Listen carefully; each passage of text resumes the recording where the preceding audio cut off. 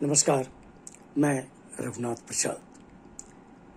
2024 के लोकसभा चुनाव का अंतिम चरण कल अर्थात 1 जून 2024 को संपन्न होने जा रहा है 57 सीटों पर। वैसे 6 फेज में ही ये लगभग महान मतदाताओं ने अपना निर्णय सुना दिया है, जो ईवीएम में कैद है। अब ये 57 सीटों का रिजल्ट सिर्फ बढ़ोतरी करेगा कि किस गठबंधन की सरकार बन रही है, एनडीए या इंडिया। मैं आज याद करना चाहूँगा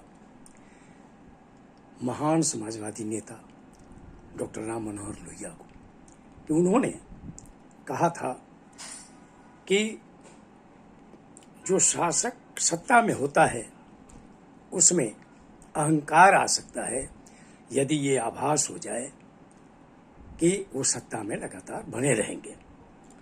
उन्होंने ये कहा था कि रोटी उलट पुलट कर बनाई जाती है ताकि वो जले नहीं।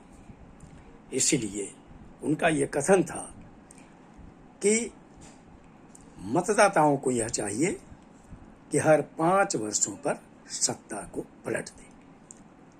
इसका सबसे महत्वपूर्ण उदाहरण राजस्थान है, जहां की सरकार हर 5 वर्ष पर बदल जाया करती है। मैं आज इसलिए डॉक्टर लोहिया को याद कर रहा हूं कि हम लोगों ने महान नेताओं के भाषणों का अवलोकन किया है, चाहे वो चुनावी भाषण हो या अन्य भाषण हो। अपने देश की भी प्रधानमंत्री श्रीमती इंदिरा गांधी जी से लेकर डॉक्टर मनमोहन सिंह जी के तक के भाषणों का अवलोकन किया। हमारे वर्तमान माननीय प्रधानमंत्री जी श्री नरेंद्र मोदी जी के भाषणों का भी हम लोग अवलोकन 2014 से अभी तक कर रहे हैं। प्रधानमंत्री का पद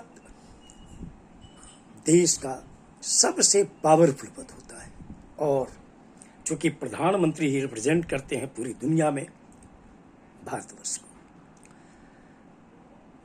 ठीक है, चुनाव के लिए चुनावी भाषण होना चाहिए, जो जनता के मुद्दे हैं उन पर बहस होनी चाहिए, उन्हीं मुद्दों को पक्ष के द्वारा विपक्ष के द्वारा उठाया जाना चाहिए, विभिन्न राजनीतिक दलों के द्वारा उठाना जाना चाहिए।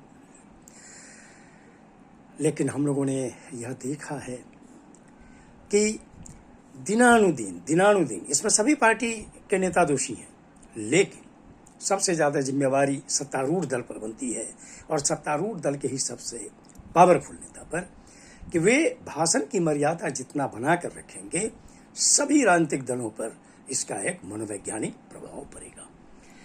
जो मुद्दे आए 2024 के लोकसभा चुनाव में, बहुत तरह की अजीब बात, मंगलसूत्र, भैंस, संपत्ति वितरण, आरक्षण, संविधान, सभी मुद्दे आए, लेकिन आरक्षण और संविधान सबसे महत्वपूर्ण मुद्दे हैं। महंगाई, बेरोजगारी, शिक्षा, स्वास्थ्य, किसान, मजदूर, ये महत्वपूर्ण मुद्दे हैं। अंतिम भाषण, कल चुनावी भाषण जो हुआ माननीय प्रधानमंत्री जी का, उसके मैंने उस भाषण के एक अंश को सुनकर ये लगा नहीं कि क्या ये बातें माननीय प्रधानमंत्री जी के मुंह से निकली है, जब उन्होंने कहा कि मैं ये कहना चाहता हूं कि मोदी के लिए इस तरह की बातें नहीं करो, क्योंकि अगर मैं चाहूंगा तो 7 पीढ़ियों के पाप को बाहर कर दूंगा। अफसोस, बहुत अफसोस हुआ।